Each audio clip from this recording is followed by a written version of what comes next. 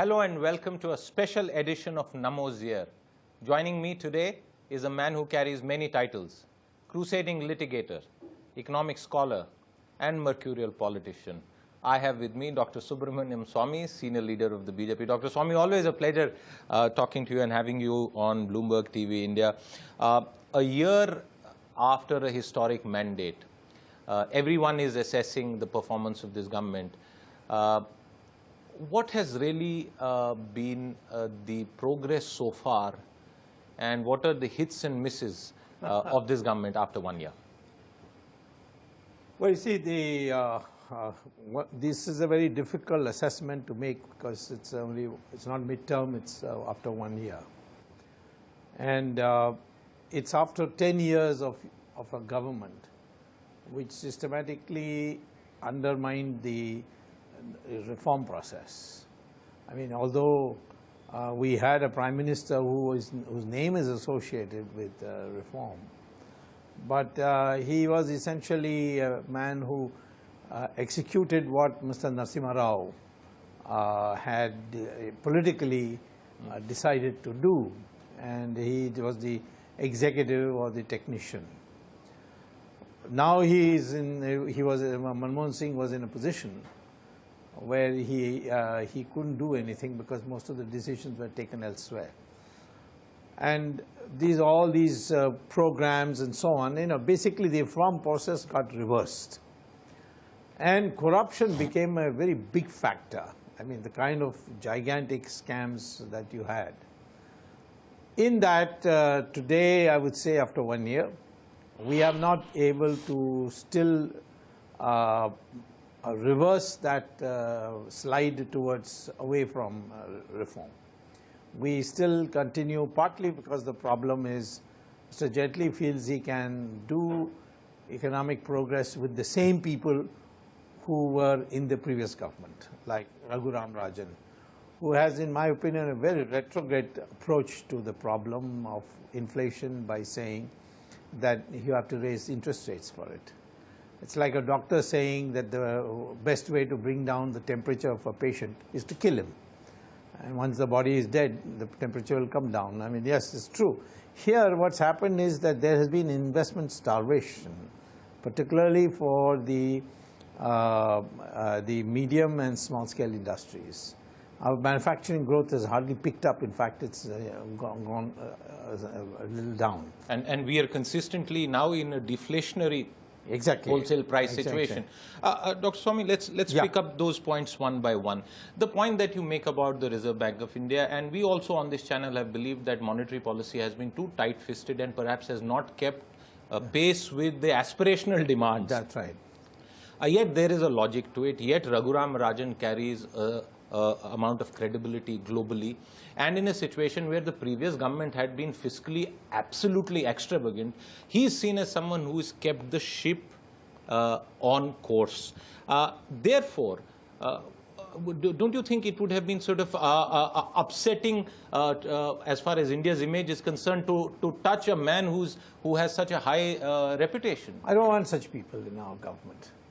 What is this high reputation? I mean, do you think the reputation that is created internationally is not doctored, it's not monitored, it's not created? I mean, just because he has a PhD and he has been with the IMF? It's a mindset that is important. The mindset is to do things which enthuse the public. I would say lowering interest rates, abolishing income tax were just 2 steps that would have completely electrified the people of India. But those are the very steps which these people, whether it's Mr. Raghuram Rajan or people like him in the finance ministry as economic advisors, would have that mindset, you see, of tinkering with the system, instead of looking at the depression in the minds of the people, the middle class and so on, who are looking for some immediately applicable changes. So why do you think, Dr. Swamy, has the Prime Minister not addressed this situation? Well, see, knowing the Prime Minister, I think he probably, and he has said this to me once also, he said he wants to find his feet. He's new to Delhi. I would suspect that this coming year, you will see a lot of prime ministerial new initiatives. He, I think, is a much more confident person than I saw him a year ago about Delhi. And you know, see, Gujarat is a lovely place. I mean, I'm a son-in-law of Gujarat, and since my wife is a Gujarati. But the fact is that there everybody is on his own feet. You employ somebody, he'll only work for you 5 years. Then he will save enough money and start his own business. You know, yeah, you see that. You see that in Bombay. You see that wherever the Gujaratis are, all over the world. Now, he had an easier time because all he had to do was give a command and it was implemented. Today, we have, he has a totally complex situation. So you identified one of the issues as a continuation of the same set of old people? Yes. And therefore, yes, by definition, a continuation of the same economic policies? That's right. You were speaking about monetary policy management. One, which is income tax. Okay. What about income tax, Dr. Swamy? Income tax, in my opinion, is a totally retrograde thing for our economy. It harasses people. I am not even happy about this latest black money bill. It's not even black money bill. It's harsher punishments for income tax evasion. There's no proposal in that bill for bringing back black money. If you catch somebody with black money or somebody volunteers to disclose his income, illegal income, then what kind of punishment there should be, which is much harsher than before. Correct me, sir, if I am wrong, but you are therefore, it struck me, the second former law minister of this country, along with Mr. Jethmalani, yeah, who is critical of this bill. Why so? See, well, Jethmalani has come by a different route. He doesn't see this bill as adding anything to bringing back black money. My approach is different. I don't think that all these harsh measures are going to produce any changes. Indians are too intelligent for that. All that will happen is that, why am I against black money? First of all, it changes investment priorities. How does it change investment priorities? What do you do with the black money? You buy luxury apartments, you buy luxury fittings, you get 5 BMWs. I mean, what is the impact of that? The rate of profit of the luxury goods industry shoots up. Right. You see our luxury goods industries, none of them is making a loss. Therefore, the investment from the other sectors come into this sector. Today, input-output analysis shows that 70% of our investment is directly or indirectly financing the luxury goods industry. Narendra Modi's campaign had 3 major planks: a return to good economic days, a strong anti-corruption agenda, and good governance. We've sort of touched upon these in a bit. But in terms of the sense of impatience that a lot of people have and the fact that they expected much more of this Prime Minister, what would you say to them at this stage? See, first of all, let me say it's much more complicated than what you're saying. The 3 dimensions of the victory we had.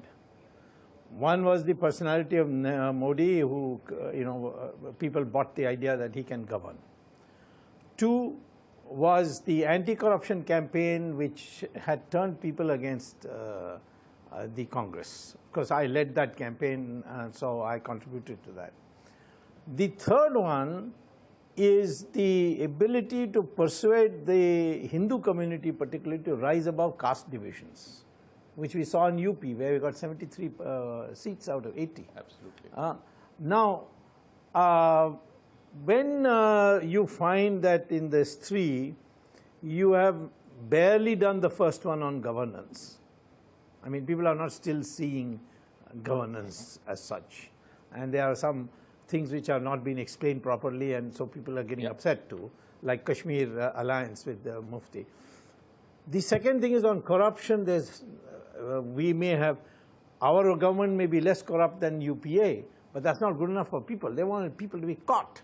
The government would want to say that they're absolutely not corrupt. You use the word less corrupt. Well, I mean, I'm trying to sort of put it in simple terms, minimize the opposition to what I'm saying. I'm saying that definitely even that is a big thing to say we are less corrupt. But the important thing is that people are not satisfied with that. They want catch A, B, C, D. Why haven't you done it? And we have no explanation. It can be done because I've proved in my own private litigation that the National Herald case and Jayalalitha's case and so on, that an individual can do it. So if a government wants to do it, they could do much more. I mean, this is one thing. Third thing, which I must tell you is very important, which Mr. Vajpayee, Atal Bihari Vajpayee made the fatal mistake of ignoring. He wanted a more liberal thing. He thought he could have a wider canvas of supporters. In the end, your hardcore workers went home and said, to hell with you. We got nothing out of this. And he lost the election after India shining and all the polls were saying he's going to get a majority. Here, the same problem is there. And I'll tell you, part of the problem we had in Delhi was the Carter just sat at home, said, what do we get out with you? You want a chief minister, you bring somebody by parachute. That kind of comments. Now today, that is a big issue. They are saying neither the prices have come down, nor corruption that we meet is there. So plus nothing on the Hindutva side, no Ram temple, no 370, no nothing, not even one single thing. So this is the crisis. This is the real crisis. It's not that you didn't achieve a growth rate of 10% or some of those micro things. So what you're saying, Dr. Swamy, is that this is a crisis of the faithful.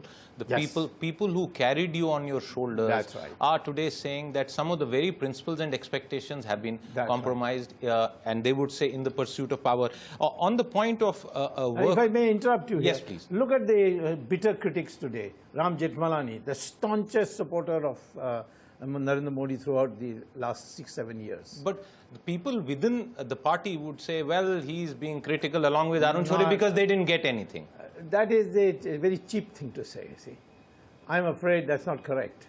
For instance, I have been given so many offers, go to BRICS Bank, be chair president. I've turned them all down. Oh, you turned down that offer? Of course I did.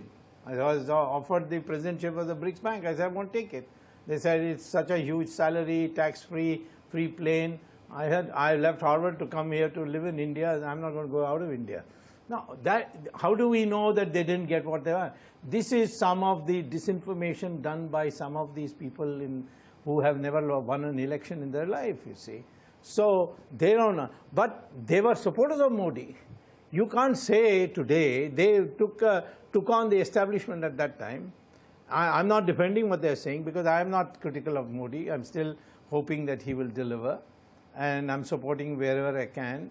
But the fact is that these two people, and now there's a third one from today, Madhu Kishtiwar, who's in a stinking piece, or a stinging piece, I should say, not stinking, stinging piece on Modi. Now, these are people who used to be so fanatic that even the balanced if I had said, for example, that we are going to be less corrupt than the UPA, they would have pounced on me like you noticed it.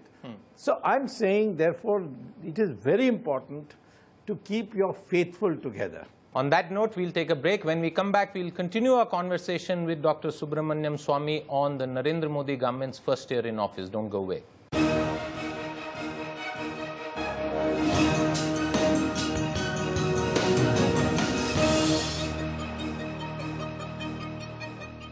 Welcome back. I am in conversation with Dr. Subramanian Swamy of the BJP on the Narendra Modi government's first year in office. What are the course corrections that are needed? Because, you know, we could go on and talk about some of these other things that have happened in the past 1 year. And I'm not even talking about parliamentary floor strategy. I'm not talking about...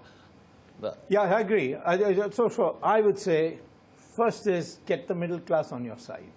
How? Abolish income tax.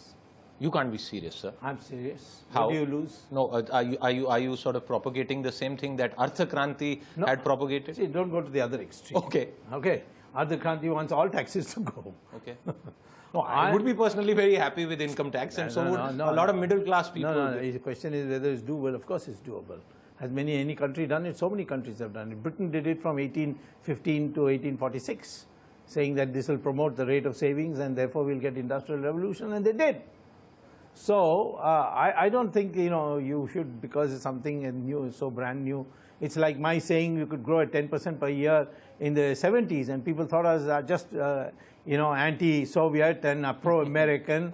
inspired by the Americans to speak like this. All kinds of things. But ultimately, when I became minister, that's what have happened.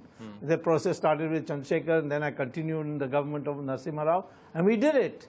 So I would say today, you need measures where the effect is instantaneous, not it's going to filter down. I don't know if you have had a discussion with Arun Jaitley on this. I have had, but he's not in favor. Why? I don't know. But the finance ministry would say that how would they get all the money for the spending programs? I'm giving it to you. I told them and they've got it. I said, you auctions 2G spectrum, you'll get 2 lakhs crores, which is what the income tax revenue is. They've got it. But unfortunately, there's been mismanagement of the expenditure side, and therefore you're short of money. If you were in a position to take those decisions, especially on the expenditure side, what would you do? Well, I certainly would, first of all, I would go with the revenue side. The excise tax, we tax about 2,700 commodities. The first 22 give you, the largest 22 give you 90% of the revenue. I'll knock it off from the others and say that you got to transfer it to a lower price. Then this income tax, this is a second thing is I would go in for a really massive infrastructural program for which you print the notes, because it will go straight to the workers and it will not be inflationary. And our bond market would collapse as a result, because it would be seen as an inflationary pump priming strategy. There are those bunch, I care a damn about the stock market and all this. They represent a very small part of our thing, and they are motivated by 1,000 things. I would, for instance, abolish participatory notes. That will cause a stock market collapse. Let it collapse. I'll tell people, hang on, in another 2 years you will recover everything. So what you're also saying, Dr. Swamy, by implication, is that as far as the macroeconomic policy management is concerned, that has just been a minimalist, gradualist, continuous approach carried forward from the previous era. Yes, it is a typical approach for a lawyer. Okay, and I don't know if Arun Jaitley will be watching this show, but no, whether he watches or not, the fact is that he's not an economist. We have to recognize that. And as an economist, you must be a gambler. Raghuram Rajan is an economist, but the guy has got all wrong ideas which are not applicable to India. Same as some of the people who have come from abroad. Some of them are left-wing. One of the economic advisors he got was completely left-wing, highly critical of Modi and what he did in Gujarat. But that's the BJP history, that they are able to absorb a lot of people from... Is that absorption? I don't think there's any change in that. You see, you have to have people who feel the success is your success. You see, if you feel that commitment to the cause. It is a job. You knocked out the Planning Commission, and the Niti Aayog is only a new name for the old Planning Commission. It's functioning the same way. Okay, so no radical departure from the past, at least in this year. And I'm coming back to what you said, that Narendra Modi, the Prime Minister, is finding his way in India. But before we go further into that, let me ask you to respond to this issue, criticism that some people have, that he is a non-resident Prime Minister. No. You see, Prime Minister is not supposed to be resident. And frankly, I think, you know, he may be doing this so that the rest of the 4 years he doesn't have to travel much. In a sense, you see, it was necessary, because he was painted as a devil all over the world. And now the same people are laying the red carpet for him, even if it is atmospherics. But they are. Nobody is talking about the great Gujarat past that they will talk about every day. And only a few hardcore religious fanatics in the United States want to speak about things happening. Even here, you see, take for instance the so-called fringe elements entering into temples, into churches and mosques.